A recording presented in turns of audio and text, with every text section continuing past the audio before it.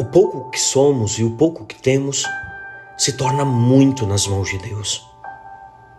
Evangelho segundo São Mateus, capítulo 14, versículos do 13 ao 21. Memória litúrgica de São João Maria Vianney, o cura d'Ars. Meus irmãos e minhas irmãs, nesta segunda-feira, a liturgia nos convida a atravessar, junto ao povo de Deus e a Jesus, duas paisagens emblemáticas da experiência espiritual: o deserto e o milagre. De um lado, o povo de Israel reclama no deserto. Eles estão nostálgicos de um passado ilusoriamente gratuito. Do outro, nós vemos uma multidão faminta e Jesus, o Mestre, que movido de compaixão, multiplica pão e peixe. Duas fomes, a fome do corpo e a fome da alma, que revelam os nossos limites e a fidelidade de Deus. Por isso, eu quero te convidar a seguir com atenção e com espírito meditativo esse caminho. O livro dos Números abre na primeira leitura com uma cena de murmúrio coletivo. Os israelitas, eles são conduzidos por Deus através do deserto, o lugar da escuta, o lugar do silêncio. E ali, o povo é tomado por um desejo visceral de carne. Quem nos dará carne para comer? O povo clama e seguem com uma recordação seletiva da vida no Egito. Lembramo-nos dos peixes que comíamos de graça, dos pepinos, melões, alhos. Números capítulo 11, versículo 5. O termo hebraico aqui, traduzido por de graça, é hinam, que também pode significar sem causa, em vão. E aqui é um ponto crucial. Eles recordam com saudade o tempo da escravidão, como se fosse tempo de fartura.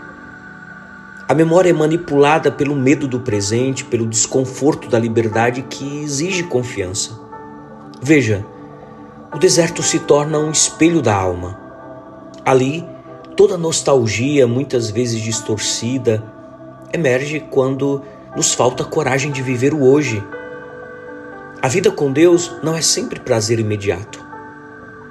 Às vezes, parece que vivemos apenas a experiência daquele maná, uma comida que, embora vinda do céu, causa repulsa ao coração sem fé. No clamor de Moisés, nós percebemos a exaustão de um líder esmagado pela missão. Por que me impuseste o peso de todo esse povo? Números capítulo 11, versículo 11. O verbo hebraico aqui, nassá, carregar, levantar, ecoa o peso não só físico, mas existencial. Moisés está dizendo: por que me impuseste o peso de todo esse povo? Um peso que recai sobre os ombros do profeta. Moisés pergunta: fui eu, por acaso, quem concebeu todo esse povo? Como uma mãe fadigada, Moisés confessa sua impotência.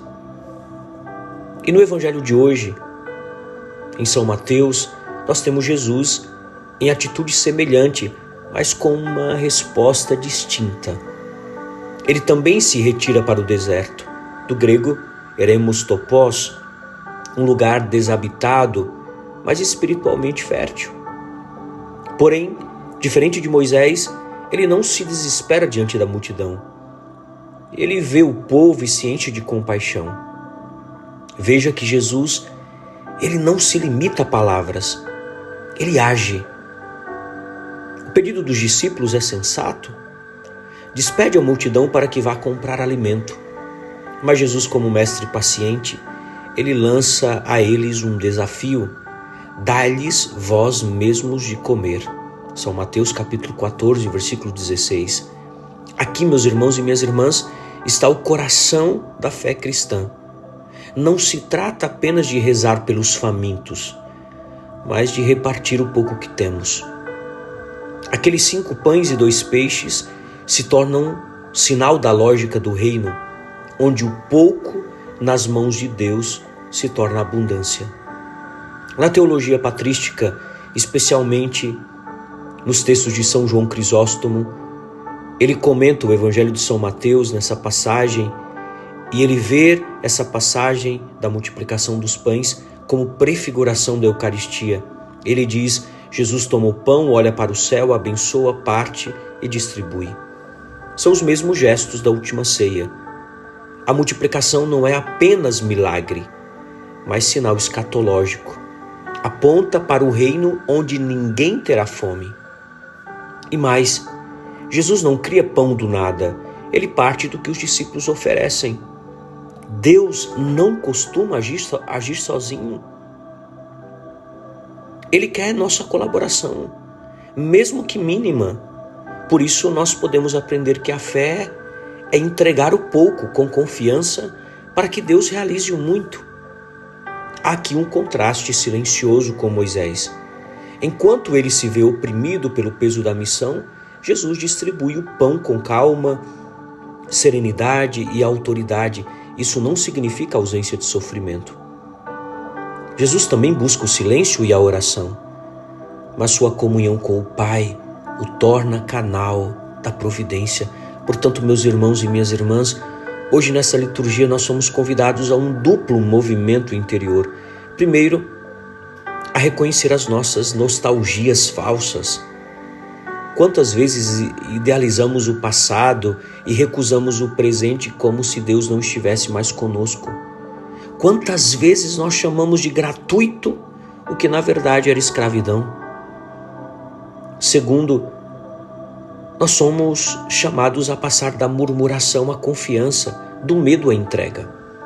A fé não nos isenta do deserto, mas nos oferece um pão que alimenta o coração, o Cristo partido e entregue por amor. Sejamos como os discípulos que, ao entregar seu pouco, veem nascer a abundância. Não se trata aqui de heroísmos, mas de fé prática.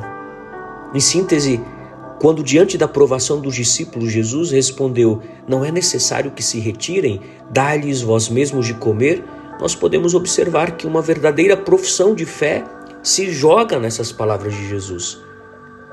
Crer não é apenas saber as informações corretas sobre Deus. Crer é estar convencido de que a fé leva a sério as necessidades concretas das pessoas. A fé não é uma tranquilização psicológica de baixo custo, mas um fato que corresponde concretamente, eu diria um fato que corresponde concretamente ao que estou vivendo nesse momento. Os discípulos precisam assim aprender que anunciar o Evangelho significa tornar esse anúncio o mais concreto possível, de modo que alcance as pessoas na realidade factual da vida delas, e não apenas como uma consolação circunstancial.